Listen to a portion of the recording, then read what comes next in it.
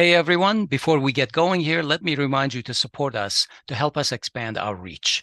Go to our donate page, podcasts.groong.org/donate, and become a sustaining member of Groong with a monthly contribution. We are going to keep going as we have for years, but we are stronger with your support than without.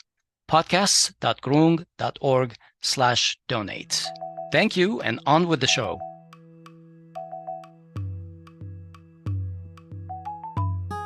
Welcome to the Armenian News Network Groong Week in Review for June 2nd, 2024.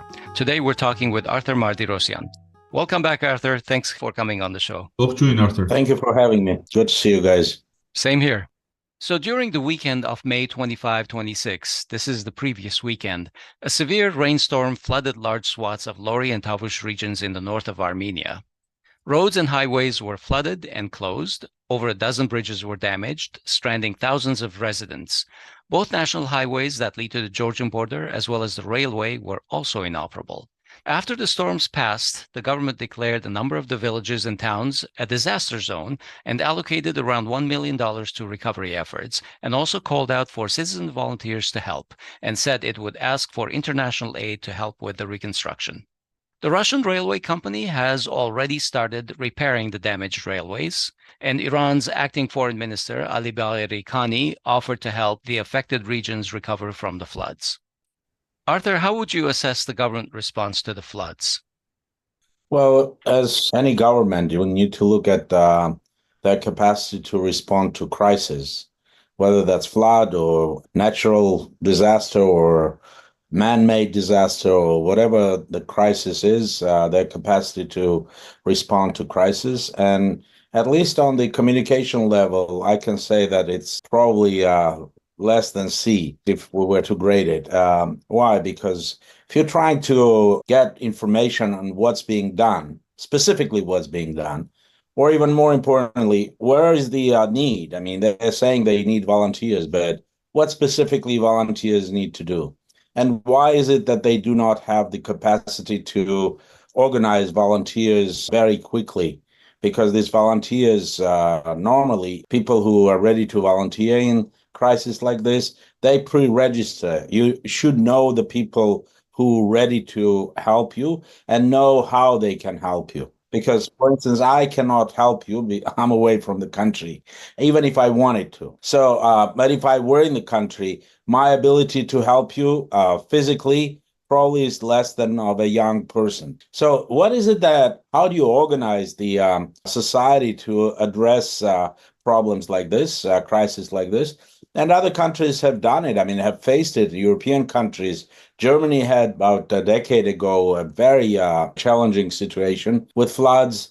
Our neighboring country, Georgia, has constantly problems with flooding. And 2015, another almost 10 years ago, capital Tbilisi was flooded so that the animals from the zoo were roaming in the streets of the city. But they've learned from the crisis. And that's one other area where you evaluate what the government does.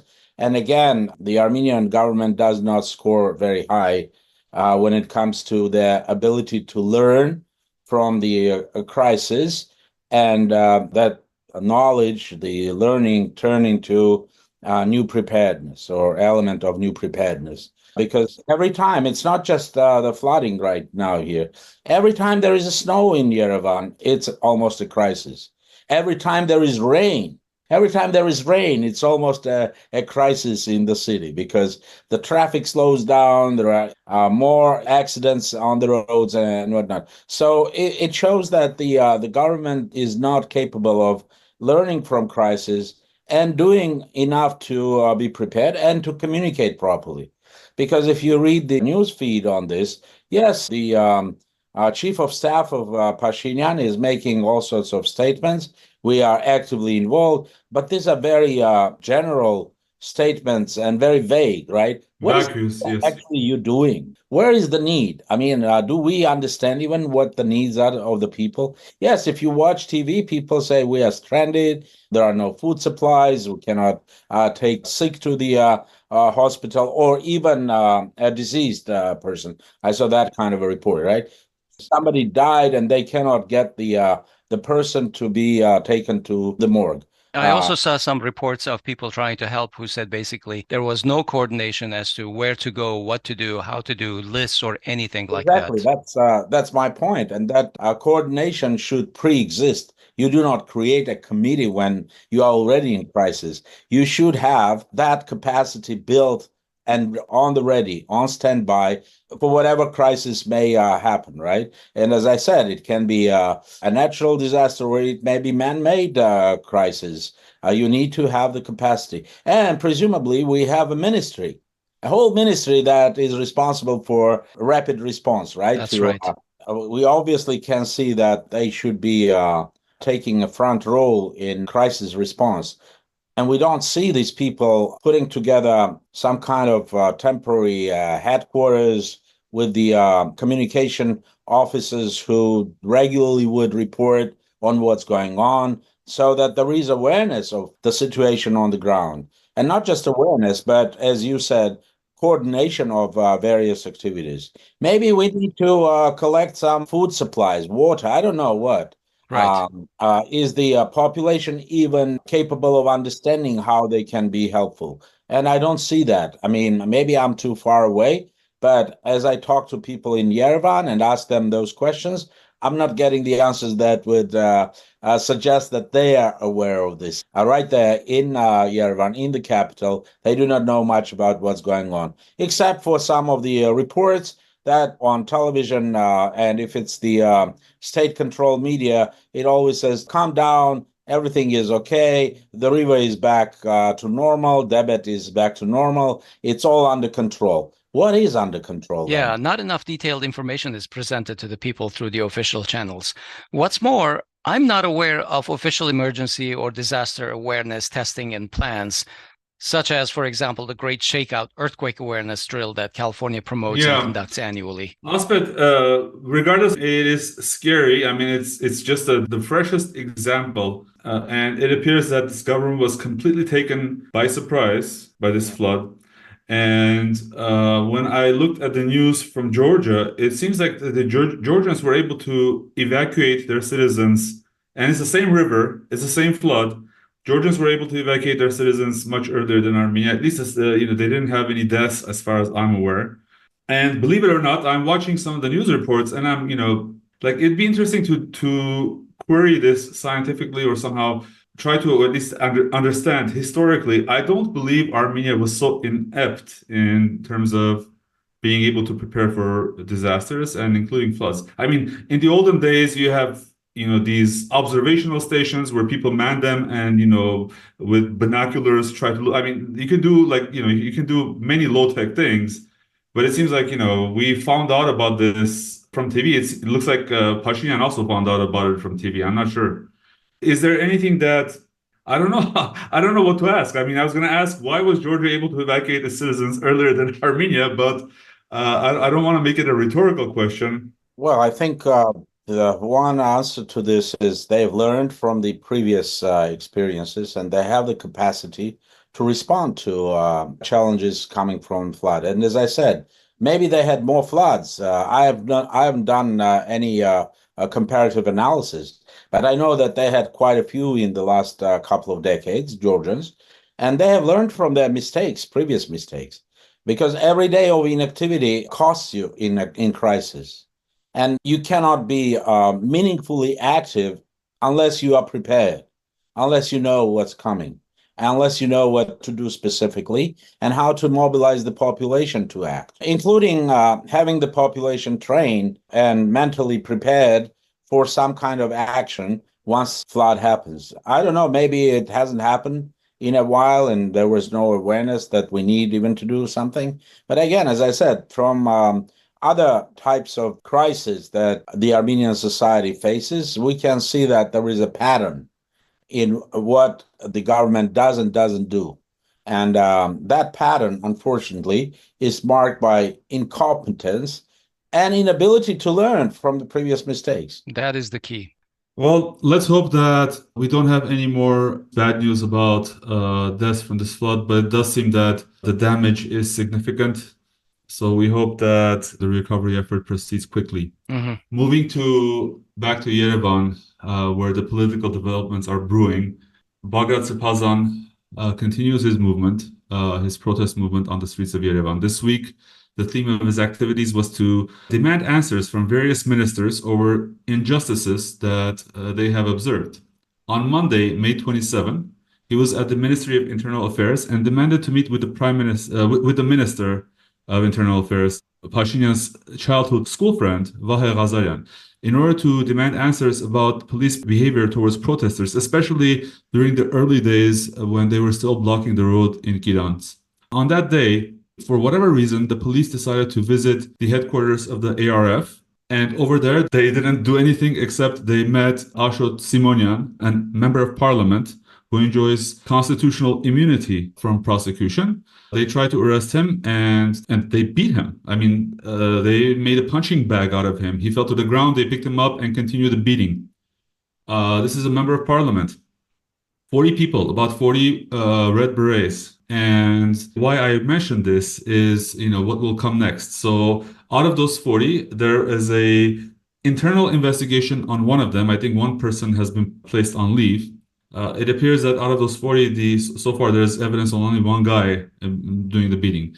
And then on May 30th, the protest immobilized the main government building in the Republic Square, forcing members to essentially leave the buildings from the back entrances. I think it's beyond clear that, at least for now, the Srbazan movement is basically dictating the agenda on when Pashinyan can go where. At least that's what they claim, and it appears to be the truth. Like, for instance, we noticed in Sardarabad on May 28th, essentially Pashinyan wasn't able to visit the site early in the morning, as is his tradition every year, because the Srbazan movement had occupied it. On May 31st, Bagrat Srbazan's movement surrounded the building of the Armenian Foreign Ministry, demanding answers from Ararat Mirzoyan about the demarcation, delimitation, and the peace treaty, which the protesters are very much against. The standoff with the police resulted in clashes, with dozens arrested, including deacons of the church. The deacons were given a special beating, and the police shouted "Holy Father" while punching the deacons as an extra way to mock the clergy. And why I mention this is immediately 27 people were arrested. So compare on Monday when 40 police officers on camera were beating a member of parliament, and they opened an investigation against one person, while immediately after the protest, 27 people were arrested. And today, the 72 hours that arrest expired, and all of those people, except one person, was released. Essentially, they have no evidence. So the government admitted that 26 of those 27 people, or I'm not sure, maybe it's 28 or 29, I'm sure it's in that range. Only one person has remains under arrest, and that's an indication that they will proceed to file charges. But this is a pure example that the arrests, the brutal beatings, and most of those people were beaten while being arrested, are just a form of punishment because they were forced to release them today without any charges. Yeah, this is a lengthy introduction in what happened during this week, but I think it's important. And Bagrat Srbazan also met with Hovik Manucharyan reportedly to discuss assistance for the flood victims of the rainstorms. It's important to mention, I think, in light of potential political developments that may take place in the coming weeks. So, Arthur, most of the opposition in Armenia is united in supporting Bagrat Srbazan.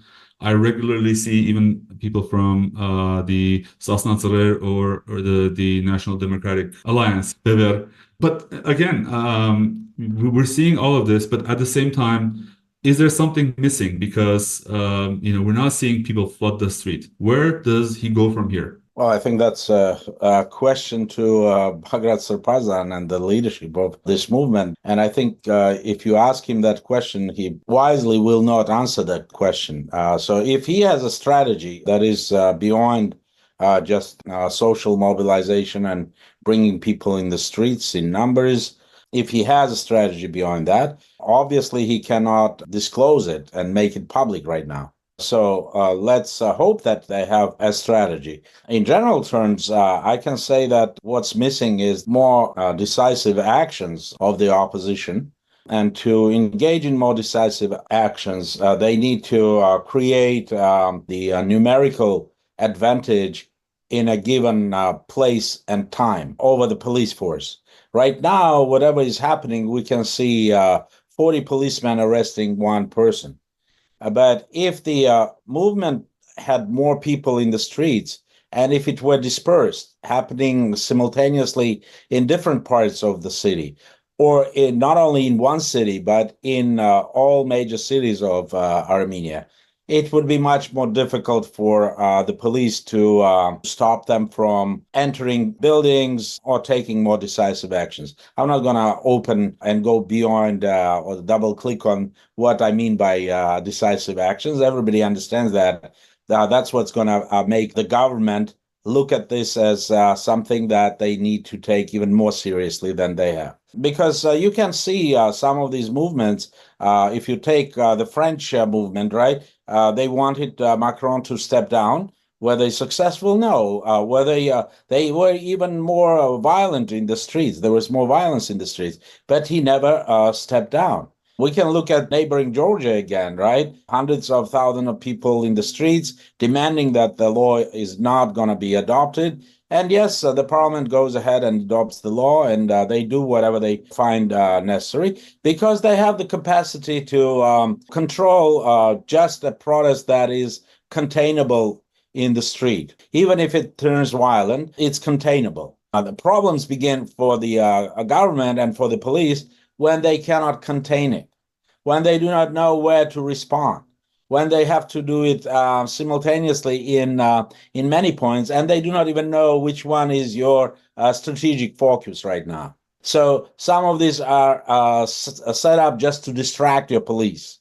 And you have one point where today you want to make a point by taking a decisive action in that direction. So I'm hoping we'll be seeing more of that, because if we don't, if this is going to be just social mobilization for the sake of social mobilization, more people in the streets, yes, they can go and block the government's offices, buildings, and as they're claiming control the agenda of Pashinyan, I don't think that alone will force him to step down, because he also hopes that over time, if people don't see something happen, they will be less willing to take part in all these actions. And the other part of the government strategy is to make it painful for the participants. Even if it's 72 hours under detention, it's not an experience that most of these people would want to repeat, right?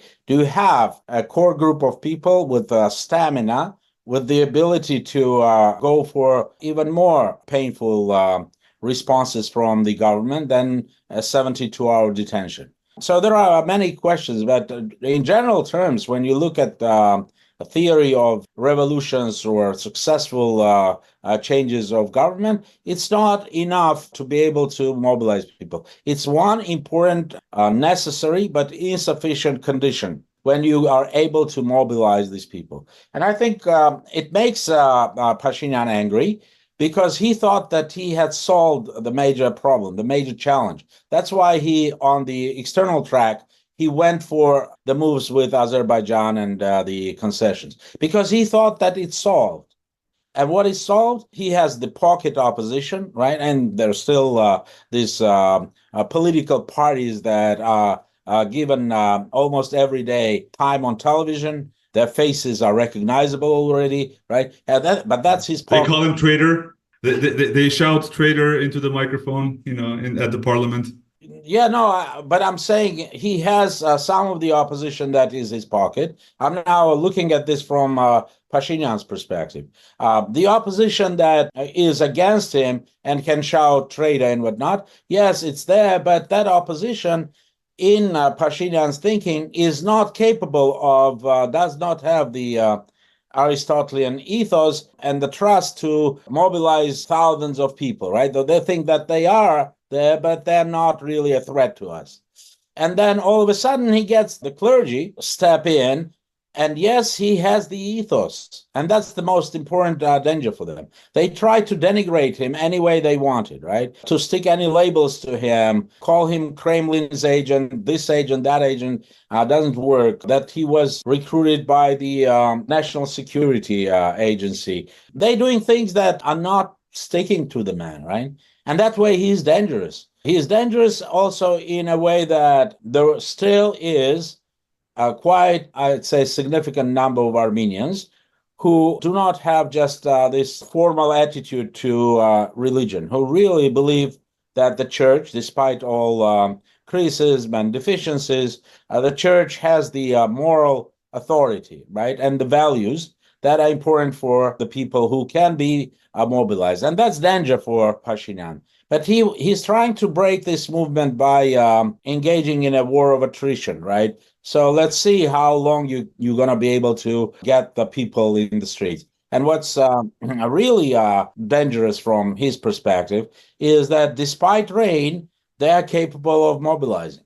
And even more people show up in the when everybody thought that, oh, okay, this time there will be fewer people at the rally. There are more people. And despite the rain, people show up in numbers. That sends message to the government. They need to do something about it. They don't know what to do. The only means they have at their disposal is brutal force and making it painful. And as you correctly used the word, punish them for participation, hoping that fewer people seeing that will go and participate.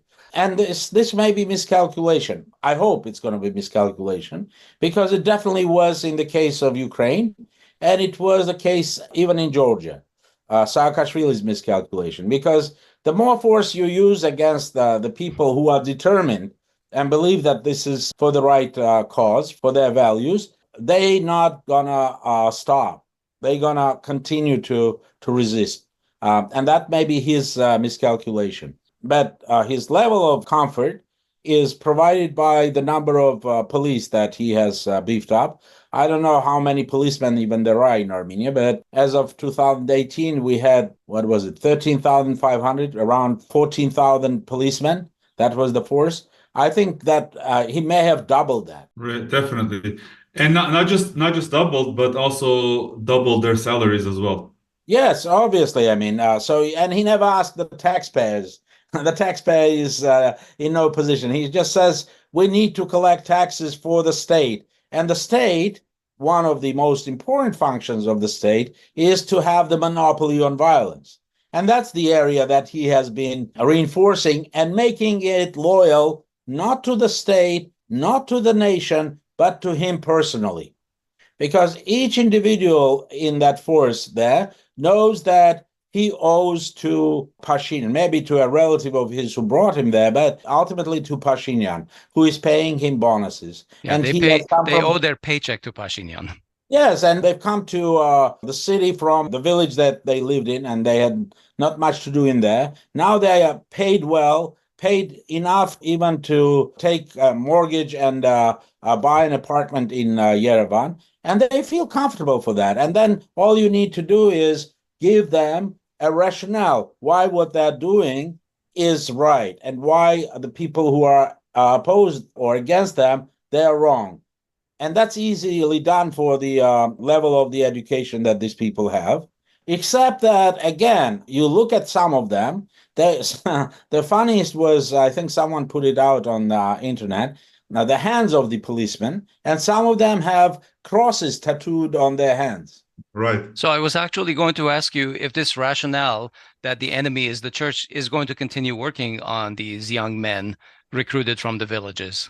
It can. I think we have a major difference, for instance, with the same Georgians or maybe Russians, the Orthodox. In Georgia, if the priest, forget about Catholicos, bishop or archbishop, would say that he's condemning someone, that will be the end of not just for that person, but for the entire family. Shame on the entire family. They would be deprived of the right to go to church.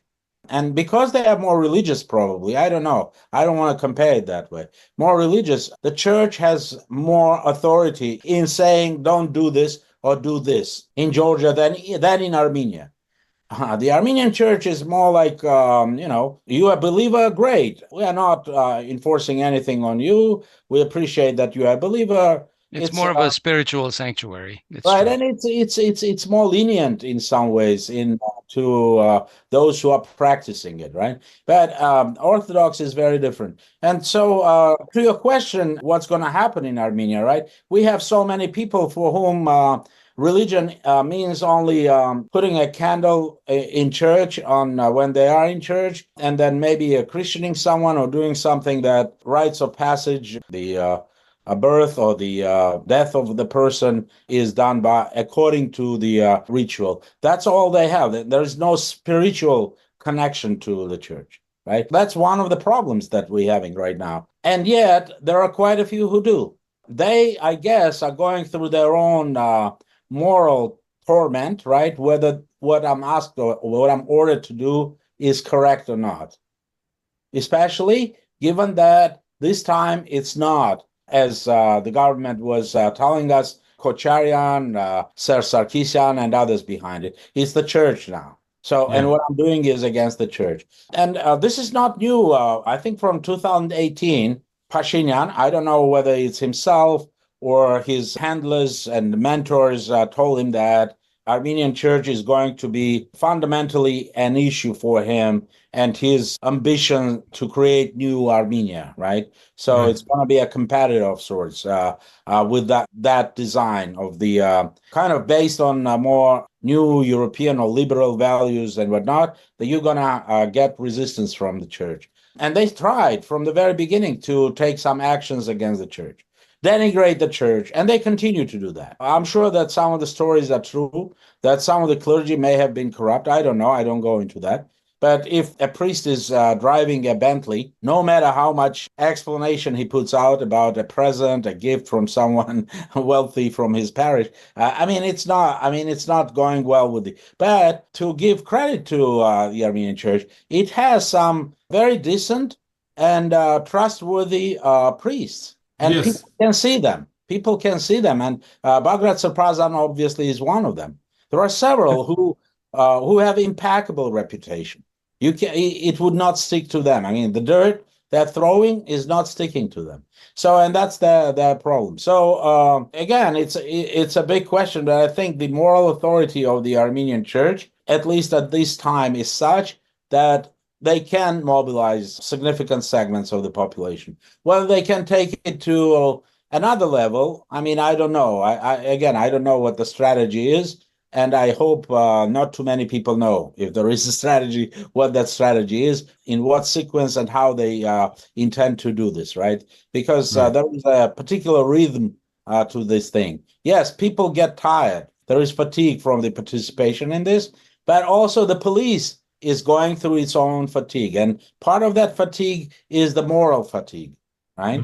Because, yes, a group of them will continue to be brutal, but that's not a group that is going to be effective because, as I said, if they move in their strategy to more dispersal actions, they're in trouble. They're going to be in trouble. So on this topic, I think another archbishop that I believe his heart is in the right place is Archbishop Mikhail Srbazan of the Shirak diocese. Well, at least he's the other one who's heavily supporting Bagrat Srbazan.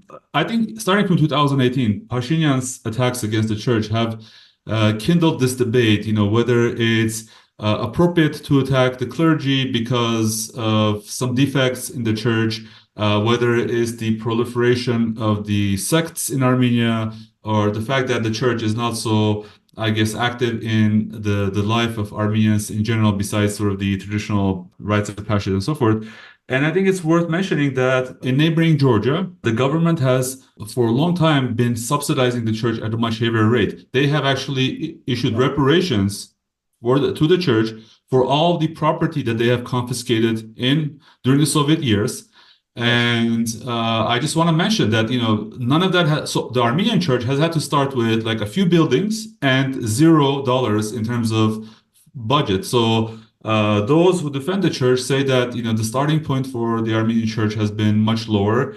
I want to remind you that in Cinema Moscow in Yerevan, there used to be a 5th century church that was demolished, and the cinema was, during communist times, the cinema was put in place. The building of the Matenadaran was confiscated from the church. Entire villages, so the village of Vagashapat, the village of Mughni, several villages, God knows how much assets, and it's not, I think the issue is not, that those territories should be returned, but that is capital that was illegally confiscated from the church. And what's interesting is that even the Armenian church in Georgia receives compensation and reparation every year from the Georgian government for the property that was confiscated from them. So one more thing, because this is this whole thing has opened up a debate that I think we should have on the role of the Armenian church. But I do want to ask one more question about this church, and we'll move on. In the afternoon of May 28th, as we said before, Pashinyan was unable to visit in the morning because Bagrat Srbazan was there. But in the afternoon of May 28th, Pashinyan seems to have taken revenge for the activities of Bagrat Srbazan on Catholicos Karagins II himself.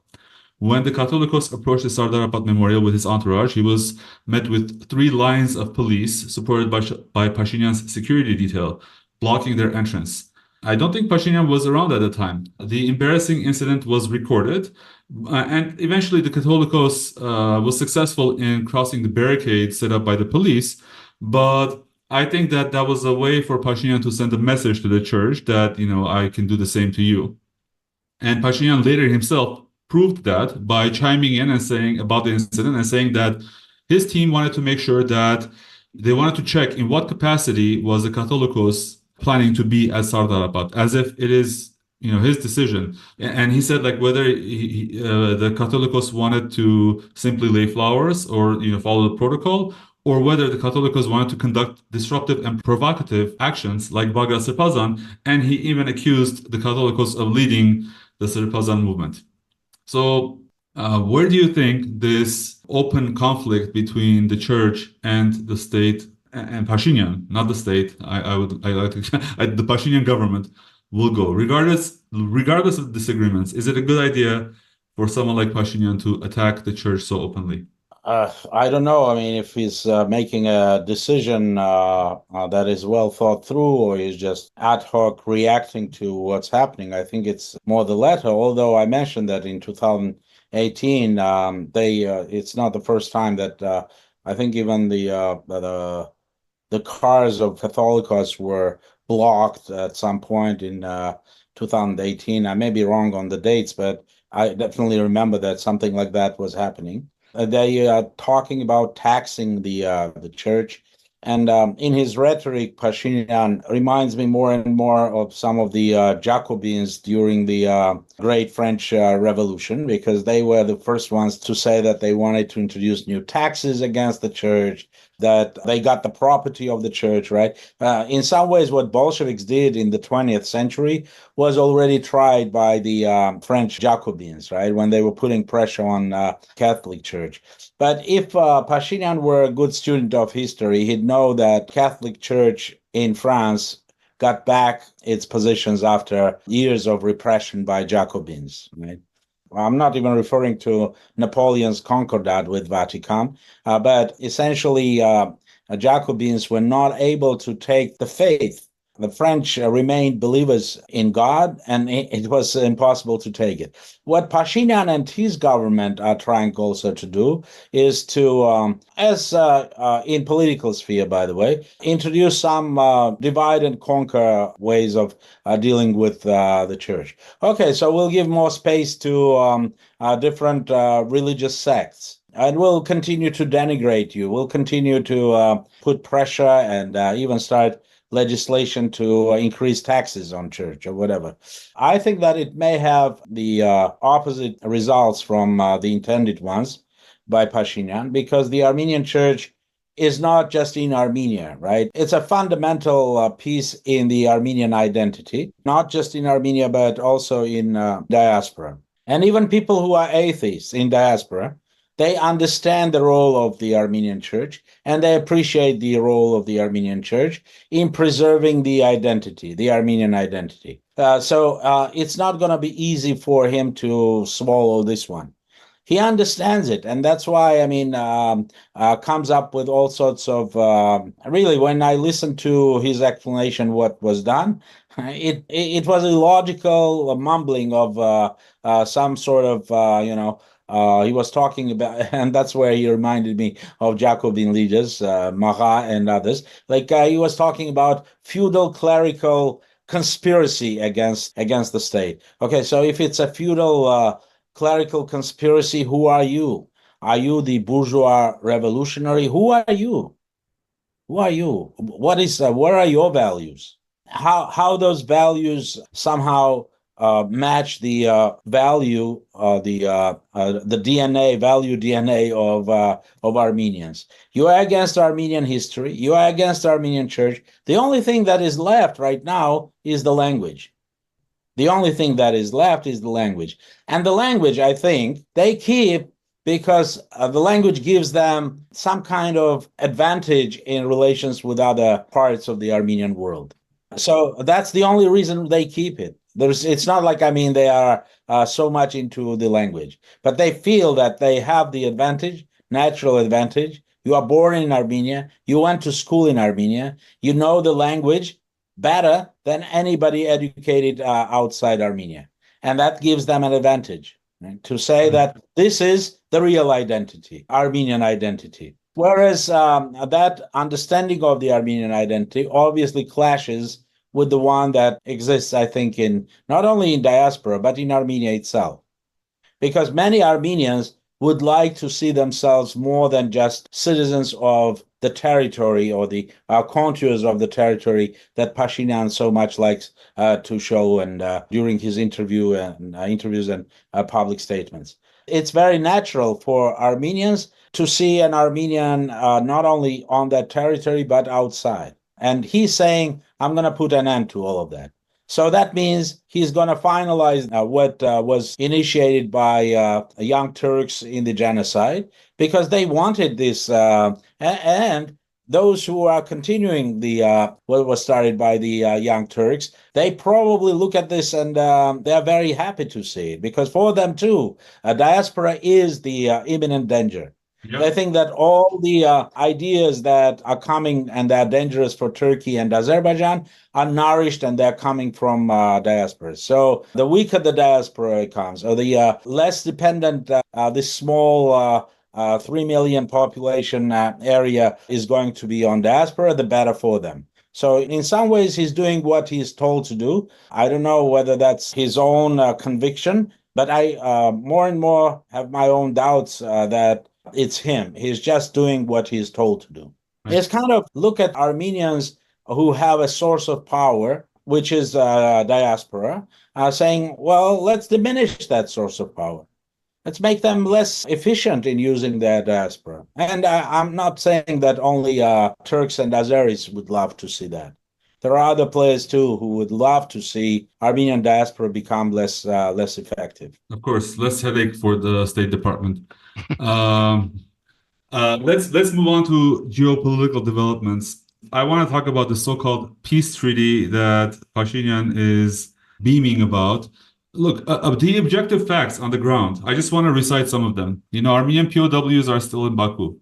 Azerbaijan is deleting traces of Armenians in Artsakh. Azerbaijan will get, apparently, if we follow the logic of the 1976 maps, it will get the enclaves inside Armenia.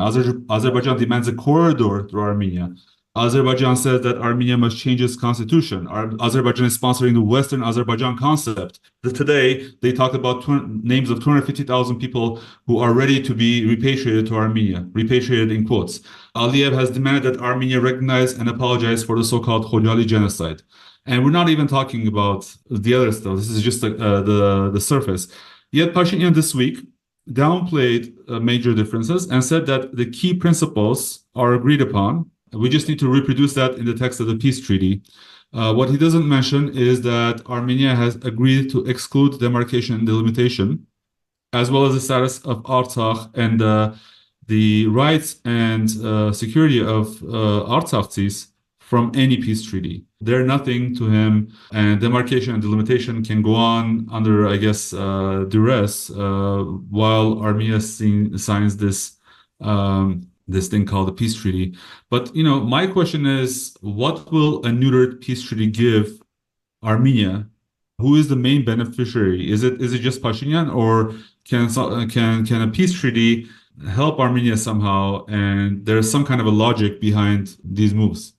Well, I think there is obviously some logic to any process. The question is how much that logic is within the national interests of Armenia, or let me put it this way, the interpretation of those interests.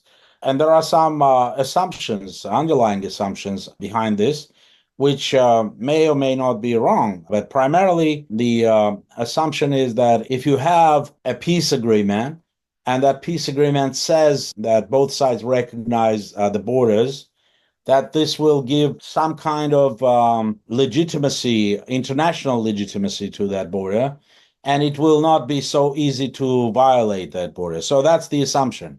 And I'm saying that assumption may have made sense a couple of years ago, even 5 years ago, but it doesn't make any sense right now, because we're going through a very turbulent phase in the world order or disorder, right? And well, when you talk about international legitimacy, you are essentially saying, and Pashinyan likes to say that, international community. And for him, international community is the West. I mean, when he says international community, he does not think of China, Russia, or India, or Africa. He thinks of the West. So the West has told him that if he does this, he will get some kind of guarantees that they will be recognizing it, and therefore Turkey and Azerbaijan will be also forced to recognize it. My big concern about this is that, with this assumption, is that no guarantees really work when you have a world order or disorder that we have right now. Who are the people who give you these guarantees? Madame von der Leyen, she may not get reelected, even for what I know. And in this month, we may see a different executive in Brussels for EU. These people are giving you some assurances, guarantees, but even if they gave you something on paper, not just references to the international law, something on paper, it still would not hold. If you want a proof of that, look at what the Ukrainians got in the so-called Budapest Memorandum, which they gave up their nuclear weapons against that guarantee that their territorial integrity would be respected.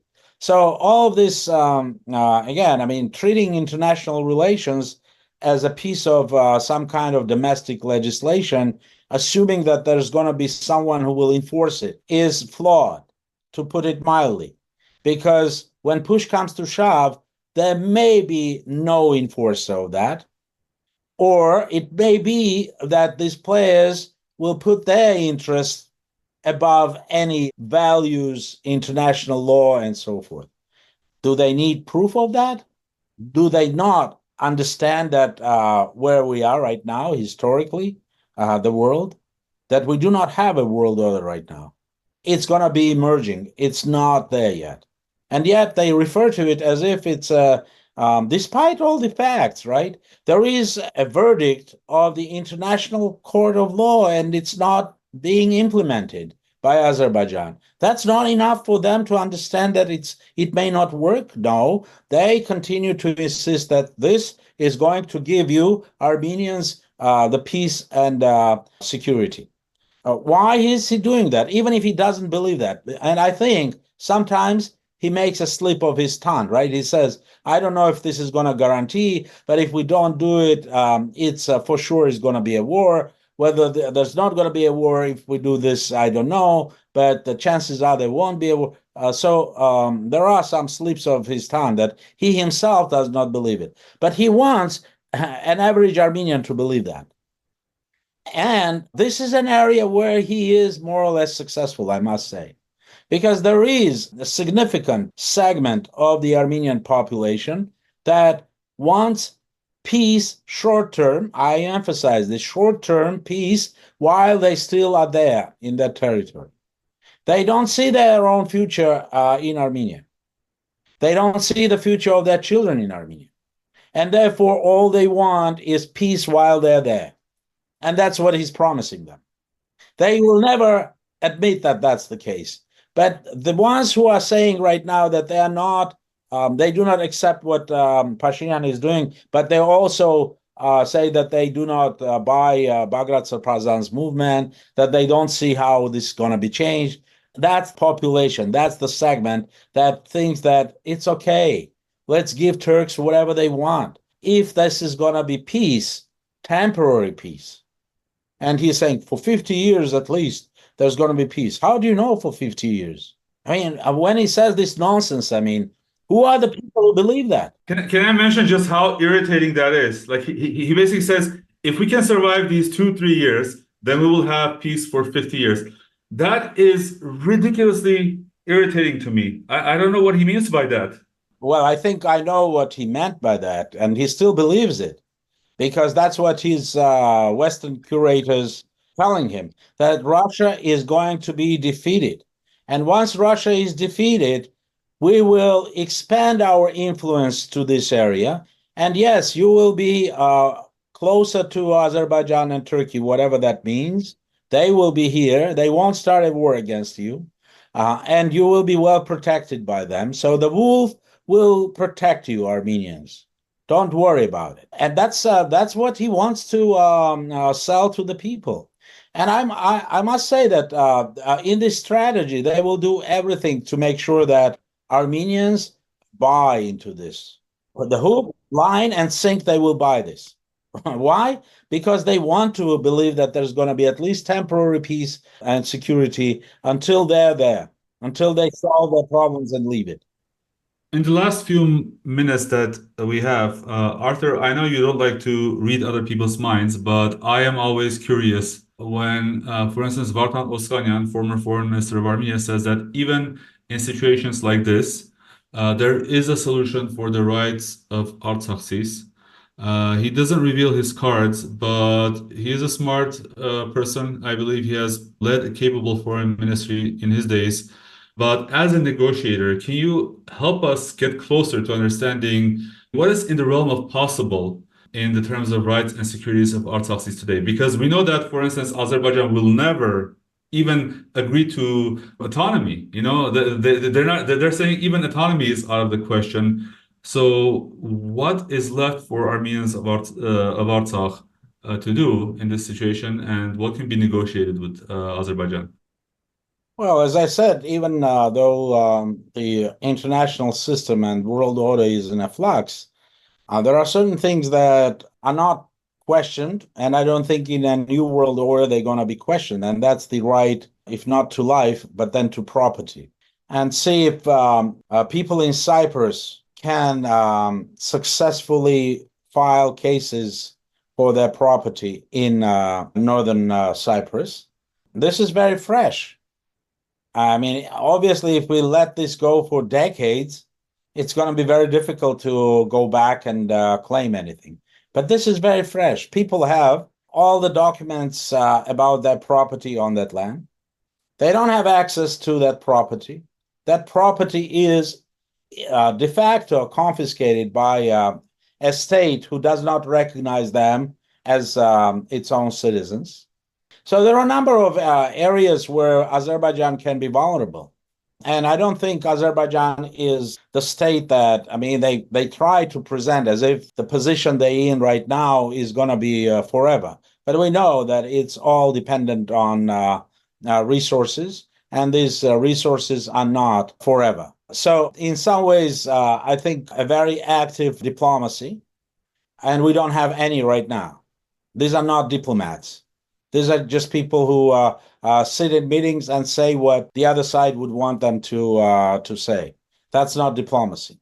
So I could assume that Bagrat Oskanyan believes that active diplomacy of Armenians everywhere can help build some coalition in support of defending those rights, including the right to property, which is going to be recognized by Americans, Russians, the French, the Chinese, and everybody, at least for the beginning, right? As a beginning move. There can be other moves too, because although nobody is right now, at least, and that's one of the deals with Pashinyan government, is using from the bigger players. I mean, nobody is using the terms ethnic cleansing. It's obvious that it's ethnic cleansing. Right. And there is a price to pay for ethnic cleansing. And you can negotiate about what that price can be, how that can be changed. And you also need to negotiate with the Artsakh Armenians. And that's what the government doesn't want to do. They just want this to go away, right? Let these Artsakh Armenians start living to different parts of the world, and it's not going to be our headache. But if we really wanted to start negotiating with others, we first need to have a negotiation inside, and that means recognizing that there is such thing as the Artsakh population, and therefore it can have its leadership, its structures, and even its institutions, representative institutions. So they're doing everything to close that page. And I think if you are not negotiating internally, what's possible? Because let's assume we negotiate and yes, we get even the permission under protection of some third countries, protection for Armenians to have access to their property in Azerbaijan, to travel there and have access. Let's assume for a second. But if there are not going to be any Armenians willing to do that, what did you negotiate? So all I'm saying is negotiate first internally and then negotiate externally on what are the options, what do we want to get, short term, long term, how are we going to go about it? So there is not going to be any strategy unless you have a player willing to implement that strategy. And right now we don't have one. That's the problem. All right. Well, let's leave it there for today. Thank you, Arthur, for joining us. Thank you, guys. Good luck. Take care. Thank you, Arthur. Pleasure. Yeah, bye-bye. Okay, that was our Week in Review show recorded on June 3, 2024. We've been talking with Arthur G Martirosyan, who is a senior consultant with CM Partners. In 1994, after graduating from Yale University, he joined Conflict Management Group and Harvard Negotiation Project, and has since worked on conflicts in the former Soviet Union, the Middle East, the Balkans, Africa, and Latin America. Please remember to support us. Go to our donate page, podcasts.groong.org/donate, and become a sustaining member of Groong and give monthly. Thank you in advance. I'm Asbed Bedrossian. And this is Hovik Manucharyan. Please follow us on social media and follow us everywhere you get your Armenian news. The links are in the show notes. Thanks for listening. We'll talk to you soon.